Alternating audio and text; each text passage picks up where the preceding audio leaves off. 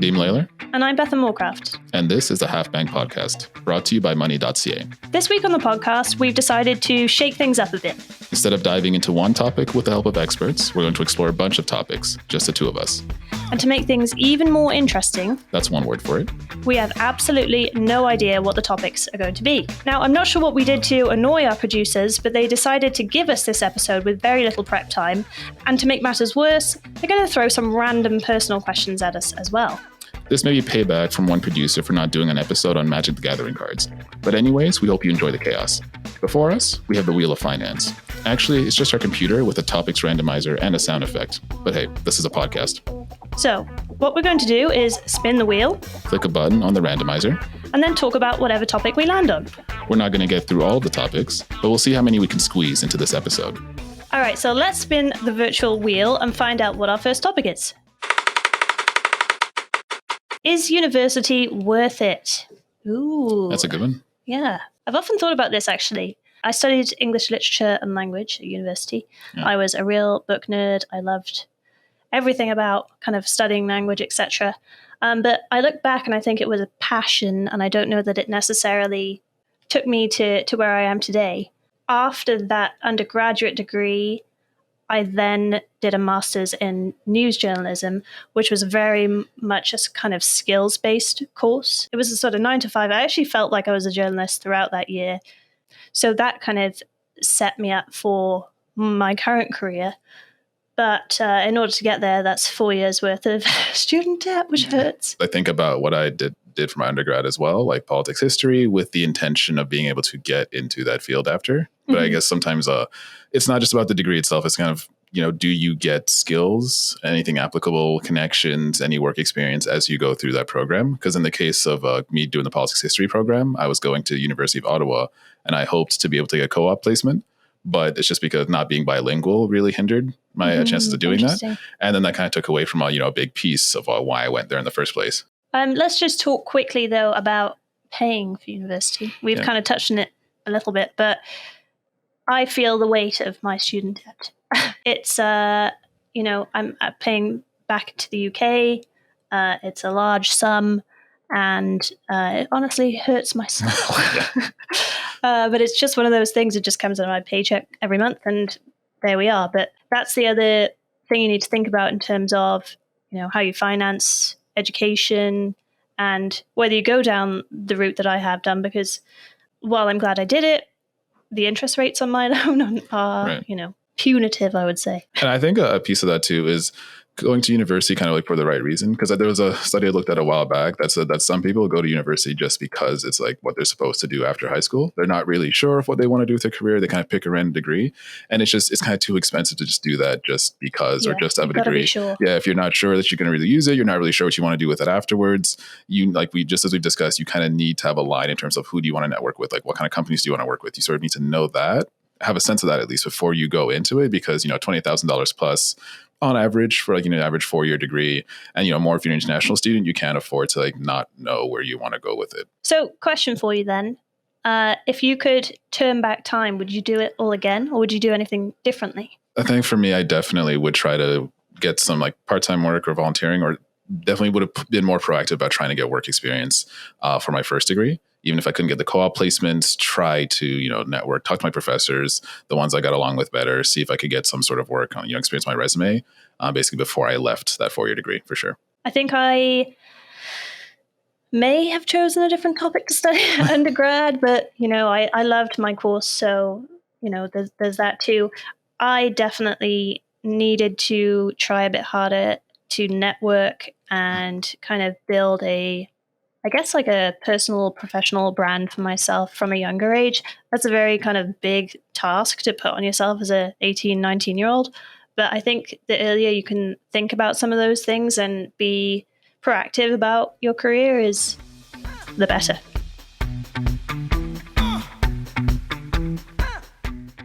Okay, so now it's time for one of our mystery questions. Let's see. So courtesy of this jar in front of me, I'm going to pull one out. Let's see what we get. Your most annoying financial habit. How would your partner describe your money habits / loved ones? Ooh, I think I'm overcautious. I'm always a no. Oh no, too risky. Oh, I don't want to do that. So I feel like that can be frustrating. And I also, if I need to buy something, I go camping a lot, for example. Okay. And there's always something new that you need, a sleeping mat or a sleeping bag or whatever. I've got most of it now. But I will research for weeks, waiting for the price to change, and it never does. Like, there'll be a sale. I'll wait for the sale. Whereas if you just buy it, then you can enjoy it straight away. So that's probably the biggest bugbear against me, I would say. That's not too bad though, actually. I mean, like, seems like you're, like to definitely research the things you buy, make sure they're the best. So not the worst thing in the world. Maybe that's a middle point, but like I think that's better than the opposite, at least. I think in my case, I think sometimes a small thing, I think actually one of our previous guests pointed out, sometimes what you can do is like you'll forget you already have something in the fridge or whatever, then you go buy it again. And that just and I think sometimes I have done that. It's like I'll buy more like blue cheese, whatever. Oh, we already have that. Okay, I didn't know. So something small like that, basically. But I think overall, though, I think partner would describe as, pretty cautious. But at the same time, I think we both like going out. We both like traveling a bit when we can. But I would say Annika's probably better with like not going out eating out as much. More control. Yeah, I think with her, I definitely get way less like skip the dishes. So I think that's a good thing. So now let's spin the wheel and see what our second topic's going to be. Okay, retirement prep versus YOLO, trying to appeal to the young kids out there. So let's dive into this one a little bit. I'll start off by saying I say YOLO, but perhaps that's the Brit or the Welsh person in me. Who knows? I never thought of that, actually. Do they say YOLO over there? We definitely do. Retirement prep versus YOLO. Well, this is an interesting one because I have never thought about retirement prep more than doing this job. Before that, it was just kind of, a pension in the backseat. Yeah, maybe some RSP contributions a little bit. RSP contributions. Yeah. I think my view on retirement planning at the moment, and this is not advice, is that I have other milestones directly ahead of me that require the minimal savings that I have. Same boat for sure. Yeah. So, like, Cadeem, I know you're getting married this summer. Yeah. That is not a small expense. Exactly. Like, because I feel like there's so many different things, like huge expenses that come up before you get to that point. I think at this point, when it comes to retirement prep, it's literally trying to put like maybe 100, 200 away kind of thing a month. And then, like hope that adds up, because they always say, $50 this month, by the time you're 60, whatever, it's going to add up to this much. And that's kind of been the extent of what I've done so far, just because you think about, trying to get a house and then some of the costs that will come with that. Like obviously being, my partner was a big piece of why we were able to do that. Being single, I don't think it wouldn't have happened yet. So doing that, and then also costs that come with having a house, and then kind of like the maintenance, mortgage and so forth. And then, wedding now, and then you think about maybe kids in a few years possibly. And then yeah. And then after that, you're thinking even 20 years down the line, you're like, okay, now I can start saving, but not really, because then you want to possibly save up for their schooling too. Education. Yeah. So then it's like, okay, so when do you really start trying to put away, huge chunks of money? It just seems like the only thing that's workable at the moment is just the small sums and trying to do that consistently. Yeah, definitely the chipping away method. We can coin that here. Yeah. And I think that's that seems like the only thing surmountable, unless I hitting mid six figures and it's all good to go. But at the moment, it's just that's all I can do. Yeah. I don't know about you, but it feels like the retirement age seems to be just drifting further and further away into the future. No, 100%. And it seems like because you can take it, I think, maybe US example, I know you can take it early sometimes, but then it's like reduced benefits if you do. So you kind of ideally don't want to do that. So I'm just like, okay, I guess you kind of want to stick it out. And I guess for me too, I've always thought that ideally if I have, mental capacity and physical capacity, I'll probably still do some type of work once I hit retirement age, even if it's not like a 9 to 5 type of thing. Hopefully you establish yourself where you can continue to, freelance or speaking, whatever it is, and still be able to have some money coming in. But then I wouldn't want that to like have to be financial necessity at that point. It's just kind of like, because I want to keep my mind active. I want to keep contributing, whatever, as opposed to, I have to keep working, until the day I die pretty much. Now, I do understand the YOLO mentality too, because, if you look back to the pandemic, we couldn't spend anything. There was no discretionary spending. I was sat in my back garden reading books and, now suddenly everything's back open again, or it has been for the last year or so. And there are opportunities that I feel like I missed out on some. I was mid to late 20s during that time, and that's a time where you want to be going out with friends and exploring and trying new things and new foods, etc. So I do very much understand the sort of live for today, invest in yourself idea. A social piece of it too is realizing, okay, so getting married now and then probably kids in the next few years, like I honestly don't want to get on a plane with a toddler. I'm not bothered to deal with that. So I'm like, I want to try to travel as much as I can at this stage. And yeah, learning things too, like traveling to New Orleans and just like seeing a new culture, and then also seeing, being able to like see a guy slap an alligator, just interesting experiences that just, very well rounded. And like I said, I'm not trying to do any of those trips with a toddler myself. Fiance's kind of down, like I'm not doing it. So I'm understanding I'm going to be locked down for a few years. Try to do it now. Interesting that you just slapped in seeing a guy slap it out. Threw in seeing a guy slap an alligator. No, that's what I'm willing to invest in myself. Like would I have seen that live, a few feet away? If I had not done that, I would not have. So this idea of investing yourself can expand into so many different areas. I know in another Half Banked episode, we're going to look at investing, but there's, that idea of spending money to, on self-improvement or self-education or all of these different types of things, even wellness. And, we touched on some of those episodes in a previous episode on mental health as well. Kind of like investing in yourself, in how you're living today. I think it's worth it. Yeah, exactly. Because a piece of it, mental health, avoiding burnout, all things that relate to financial success as well. All right, let's pick our next mystery question. What did you do with your first ever paycheck? I think my first ever job, I was actually a cricket coach. Oh, cool. Yeah, back in the UK, I used to play a lot of cricket, and I'm pretty sure my first paycheck went towards some new gear, like a bat or new helmet. So it was working in the sport that I loved to fund the sport that I loved. I'm happy with that. How about you? No, that sounds awesome. I don't think I have my story's not as cool. I'm pretty sure like for it's like Wonderland. So first paycheck from that was probably maybe going out with a friend kind of thing. Like being able to have like more than like 2 beers without it hurting my bank account too much. I thought you were going to say one of those extra large slushies. No, I guess I was never into those as much. So I think that was that was my come up basically.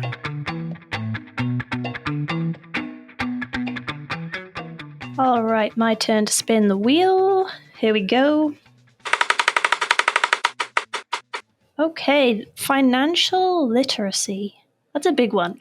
Absolutely. And I guess I'm wondering if we want to just focus on basically financial literacy at an early age. I think we always try to touch on it a little bit as we're older, but I think this is something that should apply like as you're growing up, basically. Definitely. Well, we should start there because, the earlier the better, in my opinion. 100%.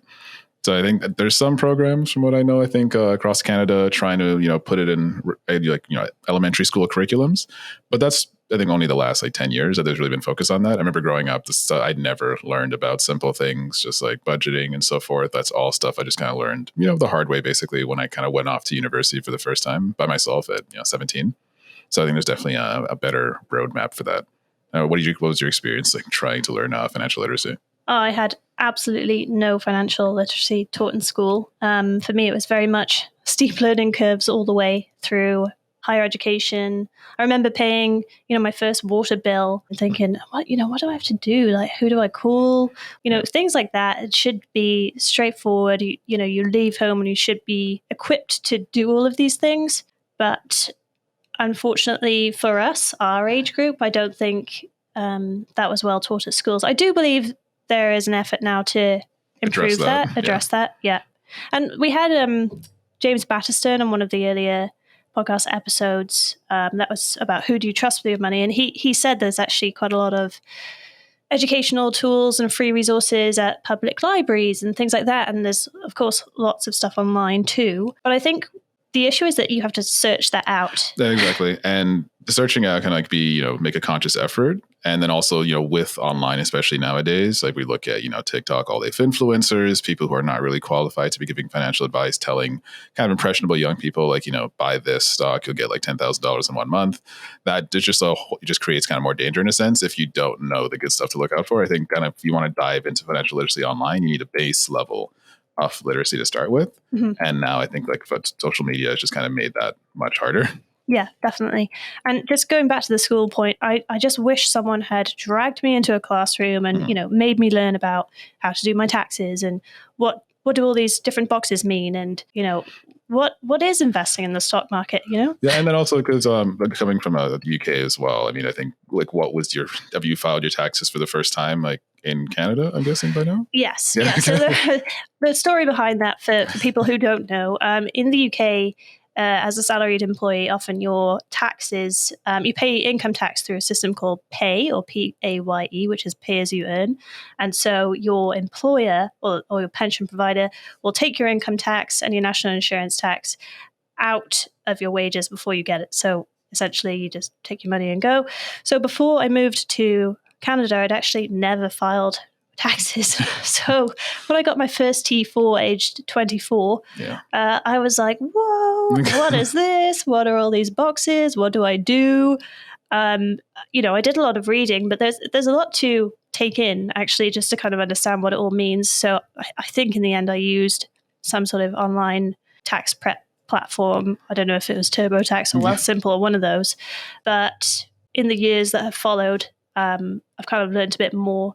And also, I don't know that I necessarily optimized my tax return by doing it that way, and that's important. But that's the thing, because like in my case, I'm lucky that my uncle he helps me with him. He's an accountant, so he's able to get all the credits, like ask about all the different things, and that stuff you also really don't know unless you kind of have to go online, Google through that, like see what can apply to you and so forth. There's like work from home credits and all that, but that's stuff I would not have thought of if I was just doing it myself. Mm-hmm. And obviously, taxes get more complicated if you also have do you have a second job? Are you kind of partly self-employed? All of that makes everything more complicated. Yeah. And it's stuff that, you kind of stuck just kind of learning yourself or trusting someone. And at least in my case, made it easier to trust this person because, related by blood, but not everyone necessarily has the luxury of having the person that, related to them doing their taxes and so forth. Yeah, definitely. And I just kind of building on the newcomer to Canada issue, I read a stat recently, it was last week, I think, that the Canadian government counted more than 800,000 foreign students in Canada at the end of last year, which is a 31% increase over the previous year. And a lot of those students, I love it here. I'm sure they do. A lot of students will stay in Canada on a postgraduate work permit.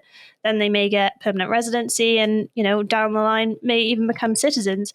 They're all learning a new financial system when they move here. And it's different around the world. You might think the UK and Canada is quite similar, and of course there are similarities, but I had to learn a lot in the first few years when I moved here. I mean, filing taxes, that's a huge one. Yeah. And then even just when it comes, I guess, to moving somewhere else and finding the value of things. Because even as you move from province to province, I have some family, lives in Yellowknife, the cost of goods, vegetables, much more expensive over there. Kind of knowing good value for goods, basically, that's one small thing that might not translate sometimes depending on what country you're coming from. Mm-hmm. The other one for me was the use of credit cards. Oh, yeah. So when as a young person in the UK, and I think this is quite common, I pretty much only used a debit card. It was good for a few reasons. I only spent the money that I had at a very small overdraft, never tried to never go into it. And, why would I use a credit card to use money that I didn't technically have? That was my thought process at the time. Moving here, I now realize that, almost everyone uses a credit card for all things, all purchases. And you start pretty early, because I'm trying to think about my first one I had at university. Yeah, for sure. Yeah. And obviously there are benefits. You build up your credit score, you have protections that you wouldn't have on a debit card, all sorts of things like that. But I do personally think that it may lead to some, what's the word I'm looking for? Spending, not unnecessary spending, but careless spending, maybe among young people.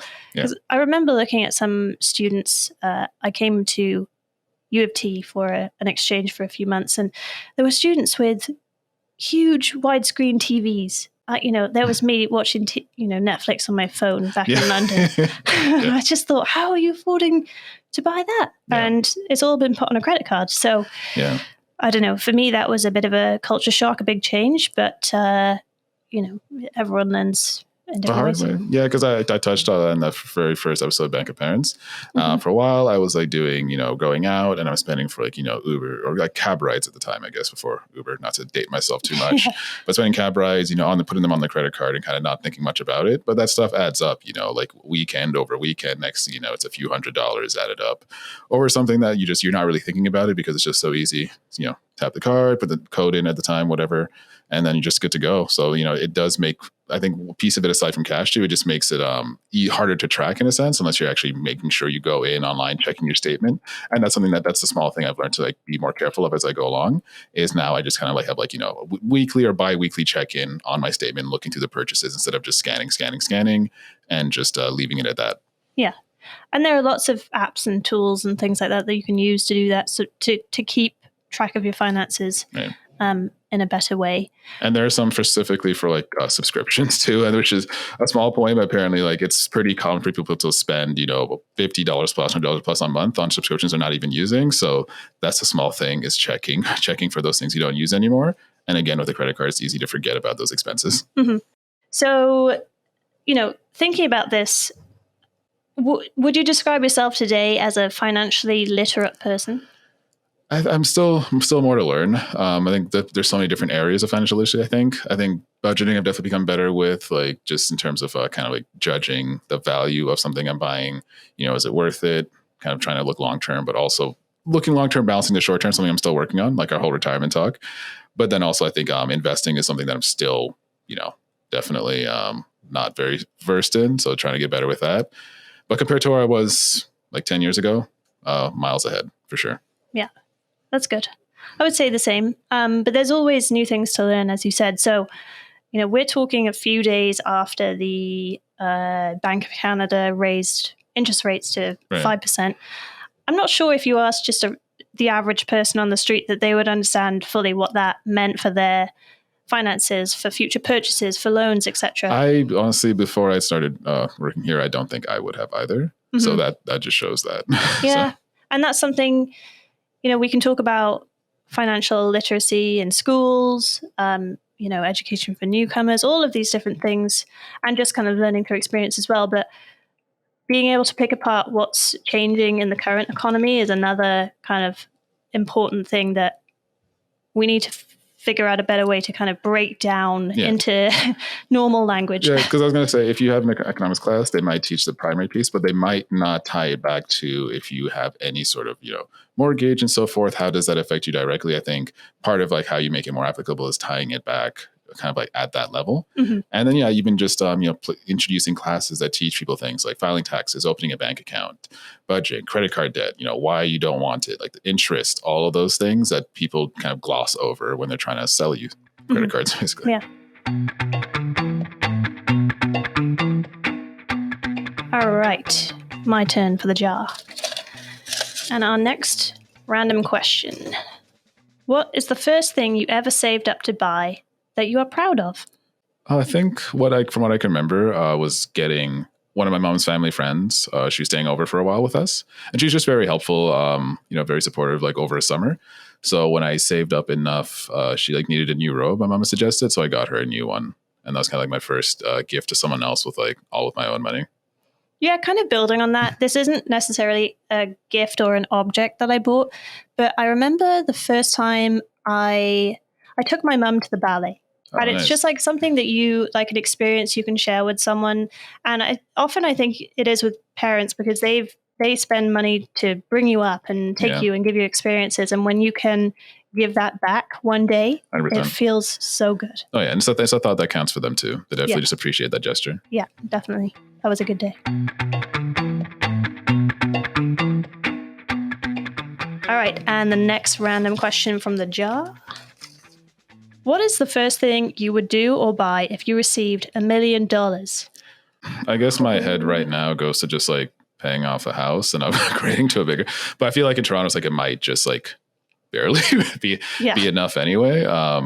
So I guess, that is where my head goes.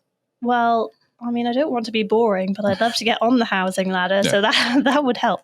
Yeah. Let's do something a bit more outrageous. Yeah, exactly. So we'll say housing is kind of the default answer. It has to be, especially living in GTA. So go to your real answer. I'll buy a one-way trip to Hawaii. Let's go. Okay, nice.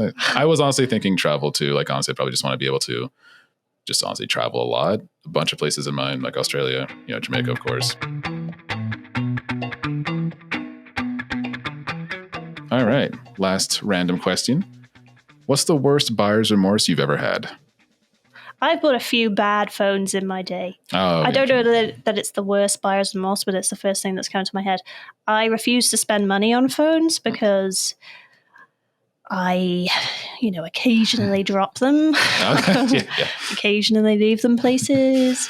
Yeah. It's just the phone is my nemesis. So I keep buying, I might buy a $200 phone or, these days to get anything good, you've got to spend $500 plus. Yeah.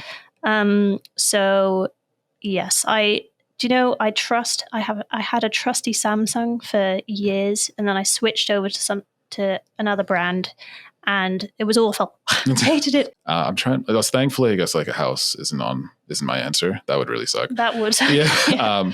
I guess like one of the things that this might qualify also taught me a little lesson too, like the lesson sometimes of just like buying quality instead.